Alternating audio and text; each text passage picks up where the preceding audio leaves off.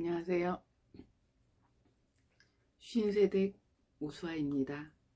우리들의 수다 아지트.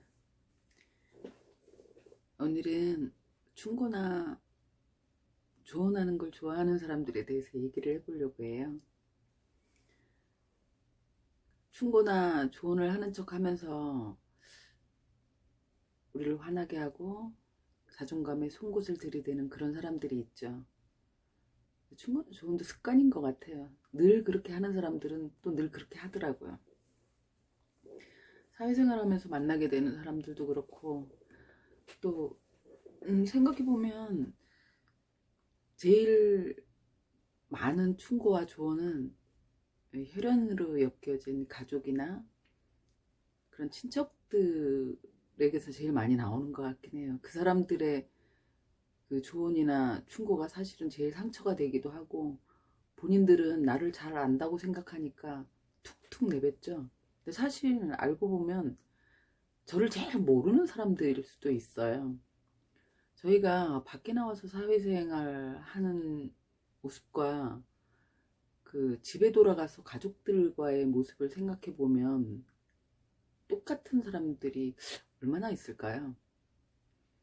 그런데 저의 사회생활을 알지도 못하면서 그 사회생활에 대한 뭐 충고를 하거나 그러는 경우도 있고, 뭐 멀리 있는 친척들 같은 경우는, 제가 50이 넘어서 결혼을 했는데 무슨 얘기인지 아시겠죠? 제일 많이 들은 얘기가 왜 결혼을 안 하냐. 지금 무슨 얘기까지 들었냐면 혹시 여자를 좋아하냐는 얘기까지 들었었거든요.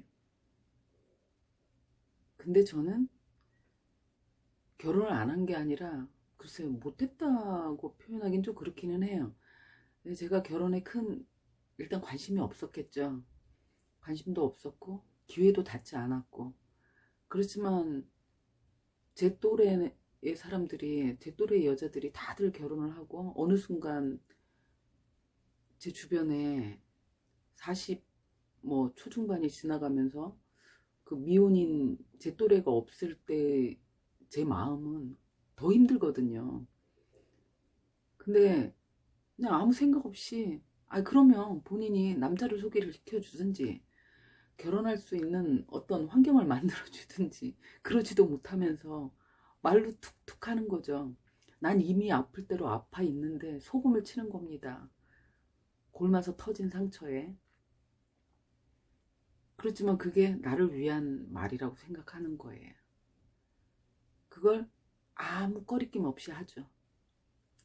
근데 이제 사회생활을 하면서도 이렇게 사람들을 만나보면 차라리 친척들이 하는 말은 뭐 명절에 몇 번 만나고 안 보면 되니까, 뭐 명절에도 안 만나면 돼요. 안 만나면 안 들으니까. 그런데 직장 생활을 하거나 어떤 동호회에서 이렇게 엮이는 사람들은 안 볼 수가 없잖아요. 근데 그 안에도 그렇게 충고나 조언하는 걸 좋아하는 사람들이 있어요. 물론 처음부터 그런 사람인 줄 알면 피할 수 있겠죠. 근데 결국은 내가 상처를 받고, 한 번쯤은 상처를 받고 그런 사람인지 알게 되고, 이제 그런 과정이 있으니까 굳이 상처받지 말아 않아도 된다는 걸 이제 제가 살아보니까 그걸 알겠더라고요. 그래서 그런 얘기를 좀 하고 싶은 건데, 뭐 저는 고민이라고 얘기를 하죠. 딱히 이 사람한테 어떤 해결책을 원하는 건 아니거든요. 해결책을 원하 그런 게 아니라, 나 지금 이런 상황이라서 조금 힘들어. 그러니까 공감 좀 해주고 날 좀 위로 좀 해줄래? 그런 뜻으로 하는 이야기인데, 그런 사람들은 바로 이제 자기가 어떤 해결책을 제시해 주면서 저한테 충고를 하고, 아 네가 이 상황에서는 이렇게 하면 안 되지, 그래가면서 지적질을 하죠. 난 이미 힘들다고 얘기를 하고 있는데 그게 그 힘든 게 네 잘못이라고 이제 지적질을 하는 겁니다. 그러면서 그렇게 하지 마라. 20대 때는 그런 얘기를 들으면 정말 힘들었어요. 신경 쓰이고, 물론 돌아서면 기분 나쁘고 불쾌하고. 근데 30대 40대 지나면서 보니까 그런 사람들은 늘 그렇더라고요. 정작 본인은 그렇게 못하면서. 그러고 제가 이제 뭐 심리학이나 이런 걸 좀 공부를 하면서 알게 된 게, 아, 그런 사람들은 의외로 또 본인이 열등감이 그렇게 심한 사람이랍니다. 근데 공부를 하면서 제가 깜짝 놀라는 거예요. 아, 생각해보니까 그게 맞는 거예요. 아, 쥐뿔도 잘난 것도 없었거든요. 근데 너무 본인 자체가 열등하니까 그럴 때 자기보다 못난 것 같은 사람을 만난 기분이 드는 거예요. 왜냐면 자기처럼 못난 사람한테 나 이게 힘들어하고 얘기하니까, 아이고, 나보다도 더하는 사람도 있구나. 야야, 내가 도와줄게. 내가 충고해줄게. 이제 그런 마음인 거예요. 그러면서 그 순간에 자기는 어떤 우월감을 맛보는 거죠. 물론 돌아서면 자기 인생은 쓰레기통이지만 그 순간엔 잘난 척이 하고 싶은 거예요. 그 잘난 척하면서 충고하고 지적하는 동안에는 잠깐이라도 자기는 으쓱하거든요. 그런 느낌을 한번 맛보고 나면 이 사람은 누구한테나 이제 항상 그런 식으로 하는 거죠. 지적질할 건 없나? 충고할 건 없나? 그런 사람들을 만났을 때 혹시 뭐 이제 그런 얘기를 하는 사람이 주변에 있으면 무시하시면 돼요.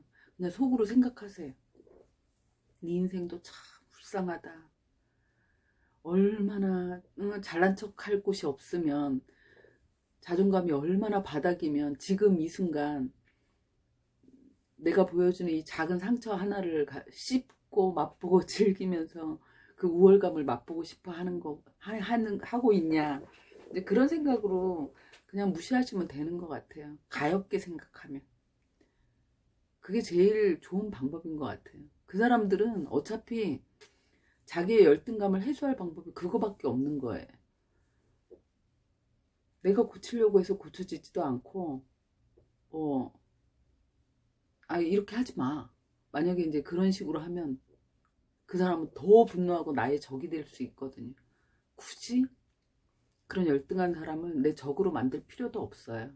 그냥 그렇게라도 우월감을 느끼고 그 순간에 그 잠깐이라도 자기 스스로 너보단 내가 잘났어라고 느끼면서 그 삶에 어떤 힘을 얻을 수 있다면 속으로 생각하세요. 내가 너한테 그냥 큰 보시를 했구나. 그렇게. 그러니까 타인을 평가하고 지적질하는 그런 사람들은 자기 열등감이 일단 너무 크기 때문에, 그래서 습관적으로 그렇게 하는 사람이 많다고 합니다.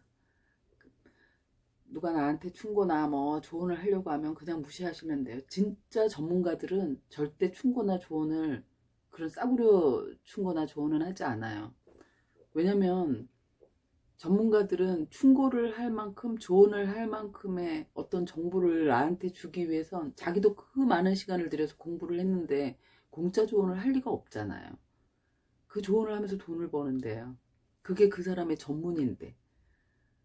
그러니까 툭툭 뭐 위해주는 척, 사랑, 사, 사랑하고 관심이 있어서 내가 너한테만 해주는 말인데 뭐 하면서 이런 걸 고치면 그러면 돼. 너는 돼. 이러고 얘기하는 사람들 얘기는 그냥 무시하시면 돼요.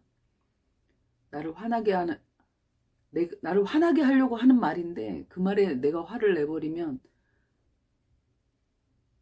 내가 지배당하는 거. 그 사람 손바닥에서 놀아주는 거거든요. 그러니까 그런 사람들을 만나게 된다면 삶에서 그냥 충고하고 지적질하는 걸 좋아하는 사람들을 혹시 만나게 됐을 땐, 아휴, 그냥 불쌍하다. 속으로 그렇게 생각하시고, 그냥 그런 사람들은 곁에 안 두는 게 제일 좋죠. 좋고, 그런 충고와 지적질을 못하게 아예 내 얘기를 안 하는 게 제일 좋고요. 코멘트를 못하게 하는 게 제일 좋은 거죠. 뭐 그런 사람들한테까지 신경을 쓰고 살기엔 우리 인생, 우리 시간이 너무 아깝잖아요. 내가 행복해지고 즐거워지는데 시간을 쓰기에도 정말 아깝고 소중한 시간에 뭐 그런 사람들한테 에너지를 쏟아가면서 살 필요가 있겠어요. 그냥 무시하시고 안 됐다 생각하시고 마음에서 딱 지우시고 나만을 위해서 나를 사랑하는 그런 방법만 생각하시면 되는 것 같아요. 혹시 그런 얘기를 들었을 땐 나를 좀 위로해 주세요. 아휴, 나 살다 보니 저런 인간도 내 옆에 뒀구나. 미안하다. 그냥 그렇게 그냥 충고와 조언 뭐 해주면서 지잘났다고 이제 한번 떠들고 싶어 하는 사람들은 무시하시고 그 다음엔 그런 사람들과 상종하지 마세요. 그 자존감의 뱀파이어라 그러거든요. 그런 사람들이 그런 부류예요. 그런 사람들은 그냥 곁에 안 두는 게 최고 좋은 방법이죠.